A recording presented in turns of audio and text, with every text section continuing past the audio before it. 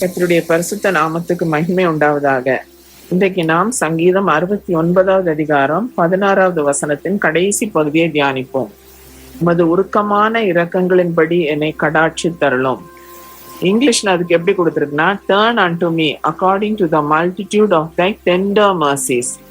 உருக்கமான இரக்கங்கள், அதுக்கு இங்கிலீஷ்ல டெண்டர் mercies கொடுத்திருக்கு. நமக்கு டெண்டர்னா தெரியும், டெண்டர் கோக்னட்னா இளசு. அப்போ இலகுன அந்த இரக்கத்தோடு, ஆண்டவரே என் மேல நீர் உருக்கமான இரக்கங்களை எனக்கு காட்டும் ஆண்டவரே, டர்ன் unto me, கடாட்சி தரணும், என்கிட்ட திரும்ப நீர் வாரும். இப்போ நம்ம சில நேரம் நம்ம பிள்ளைகளை நம்ம அடிச்சிருவோம். அடிக்கும் போது அந்த பிள்ளைக்கு எப்படி இருக்கும்னா, எல்லாமே அம்மா அடிச்சுட்டாங்க, அப்பா அடிச்சுட்டாங்க, எல்லாருமே எனக்கு எதிராக இருக்காங்க, அப்படியே இருள் சூழ்ந்து இருக்கும்.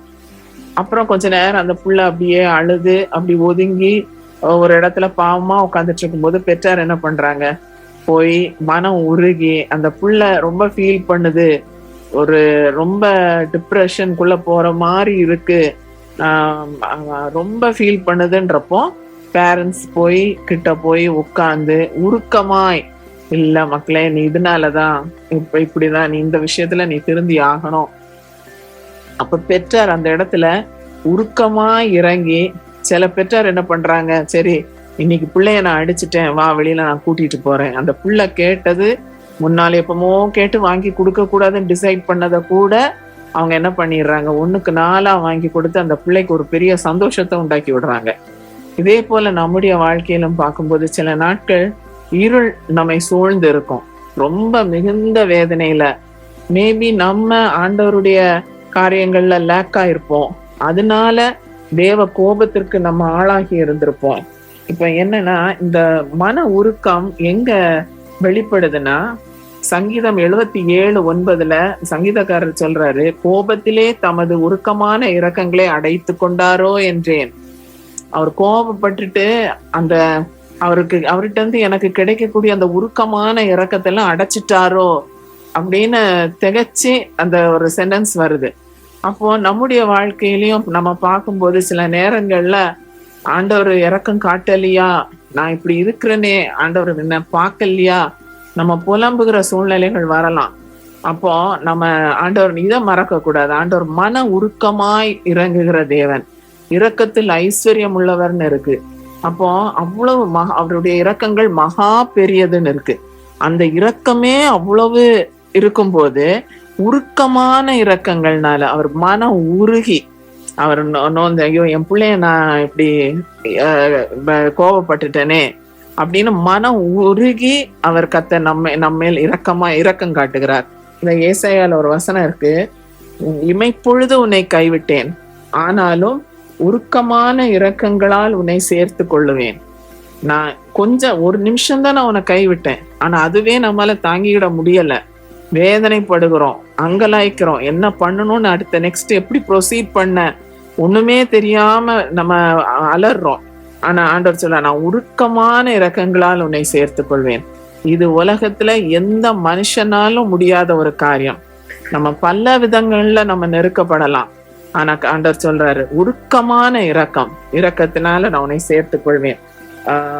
எரேமியா 31:20 இருக்கு, எப்ராயிம் எனக்கு அருமையான குமாரன் அல்லவோ, அவன் எனக்கு பிரியமான பிள்ளை அல்லவோ, அவனுக்கு விரோதமாய் பேசினது முதல் அவனை நினைத்து கொண்டே இருக்கிறேன், ஆகையால் என் உள்ளம் அவனுக்காக கொதிக்கிறது, அவனுக்கு உருக்கமாய் இறங்குவேன் என்று கர்த்தர் சொல்லுகிறார்.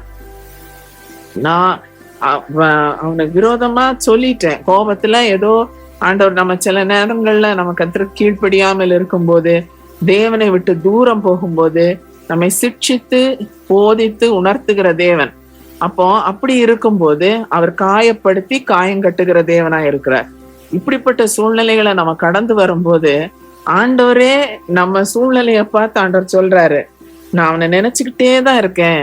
அவனுக்காக என் உள்ளம் கொதிக்கிறது. இப்ப புள்ள அடி வாங்கிட்டு அதை உட்காரும் போது புள்ள ஒரு பக்கம் அது அழுதுட்டு தான் இருக்கும், ஐயோ அப்பா அடிச்சுட்டாங்க, அம்மா அடிச்சுட்டாங்கன்னு. ஆனா பெற்றாருக்கும் ஐயோ நான் அடிச்சிட்டனே அது நிச்சயமா பெற்றாருக்கு இருக்கும். ஏன்னா அந்த அன்பு இருக்கிறனால.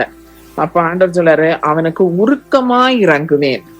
அப்ப நிச்சயமாய் நம்மேல் உருக்கமாய் இறங்குகிற தேவனாய் இருக்கிறார். இந்த மாதத்திலும் சில நாட்கள் இது என்னுடைய ஜெபமாகவே இருந்தது. உருக்கமான இரக்கங்கள்னால, இரக்கம் மட்டும் பத்தாத ஆண்டவரே, மனம் உருகி கிட்ட வந்து உருக்கமான இரக்கங்களால் என்னை கடாட்சி தரணும். நம்ம சில பாதைகள்ல நம்ம நடக்கும்போது இந்த சென்டென்ஸை நம்ம திரும்ப திரும்ப ஆண்டவர்கிட்ட கேட்போம். ஏன்னா இது ஒரு மனுஷன் இரக்கம் செய்ய முடியாது. கொஞ்சம் காட்டுவாங்க, அவங்க பாட்டுக்கு போயிருவாங்க. ஆனா தேவன் அப்படிப்பட்டவர் அல்ல. நம்ம காயப்படுத்தினாரானால் அவர் கிட்ட இருந்து நம்ம காயத்தை குணமாக்கி, அவர் அடித்தாலும் நம்மை அணைக்கிற தேவன். அவர் அடிக்கிறார், அவர் உணர்த்துகிறார், அவருடைய பாதையிலே நம்மை நடத்தும் போது கர்த்தர் நம்மை கைவிடுகிற தேவனே அல்ல. இந்த உருக்கமான இரக்கங்கள்னாலதான் நமக்கு பாவ மன்னிப்பை கர்த்தர் நமக்கு கட்டளையிடுகிறார். இதே போல கர்த்தர் நம்மையும் எதிர்பார்க்கிறார். நாமும் மன உருக்கமாய், கொலோசியர்ல ஒரு வசனம் இருக்கு, கொலோசியர் 3வது அதிகாரம் 12வது வசனத்துல, ஆகையால் நீங்கள் தேவனால் தெரிந்து கொள்ளப்பட்ட பரிசுத்தரும் பிரியருமாய் உருக்கமான இரக்கத்தையும் தயவையும் மனத்தாழ்மையையும் சாந்தத்தையும் நீடிய பொறுமையும் தரித்து கொண்டு. அப்ப அந்த உருக்கமான இரக்கத்தை நாம் தரித்து கொள்ள வேண்டுமா? அப்போ நம்ம அந்த உருக்கமான நம்மிடத்தில் உருக்கமான இரக்கங்களால் கடாட்சிக்கிற தேவன், நம்ம திரும்பி பார்க்கிற ஆண்டவர், அவர் நம்மேல் அப்படி இருக்கும்போது நாமும் அந்த உருக்கமான இரக்கத்தை தரித்து கொள்ளுவோம். அதை நம்ம வாஞ்சிப்போம். ஆண்டவர்கிட்ட எந்த சூழ்நிலையிலையும் ஆண்டவர்கிட்ட கேட்போம், ஆண்டவரே உருக்கமான இரக்கங்களால என் குடும்பத்தை நீ பாரு ஆண்டவரே, என்ன தேவையில இருந்தாலும் உருக்கமாய் கர்த்தர் உங்களுடைய இரக்கத்தை அனுப்பும் ஆண்டவரே. அந்த நம்ம மனதளவுல நம்ம நினைத்து பார்ப்போம், ஆண்டவர் உருக்கமாய் இறங்கினாரானால் நம்ம அவருடைய கண்களில் இரக்கம் பெற்றவர்களாய், பாக்கியம் பெற்றவர்களாய், கிருபை பெற்றவர்களாய், நம்ம அதுக்கு தகுதி இல்லாம இருந்தாலும் கர்த்தர் நம்மை கிருபையாய் கர்த்தர் நமக்கு அவருடைய உருக்கமான இரக்கங்களை கிடைக்க பண்ணி, நம்முடைய பாவங்களை கர்த்தர் நமக்கு மன்னித்து நம்மையும் உருக்கமான இரக்கத்தை தரித்து கொள்ள உதவி செய்வார். நம்ம ஜெபம் பண்ணுவோம். கர்த்தாவே உமக்கு ஸ்தோத்திரம் ஆண்டவரே. பரிசுத்தரே, இந்த வசனத்தில் நாங்கள் பார்த்தது போல உருக்கமான இரக்கங்களால் கர்த்தர் கடாட்சி தரலும் ஆண்டவரே. நீர் மனதுருக்கமான தேவன் ஆண்டவரே. நீர் கைவிடுகிற தேவன் அல்ல, விட்டு விலகுகிறவர் அல்ல, வேடிக்கை பார்க்கிற தேவனும் அல்ல ஆண்டவரே. கர்த்தாவே உமக்கு ஸ்தோத்திரம் ஆண்டவரே. கிருபையாய் உருக்கமான இரக்கங்களால் கர்த்தர் எங்களை கடாட்சித்து ஆண்டவரே, வருகையிலே கைவிடப்படாமல் எப்பொழுதும் உம்மை சந்திக்கிற ஆயத்தத்தோடு நாங்கள் ஜீவிக்கத்தக்கதாய் ஆண்டவரே எங்கள் ஜீவங்களை கர்த்தர் புதுப்பியும், முற்றிலுமாய் மாற்றி உம்முடைய வருகைக்கென்று எங்களை ஆயத்தமாக்கும். இயேசுவின் மூலம் ஜெபம் கேளும் பிதாவே, ஆமென்.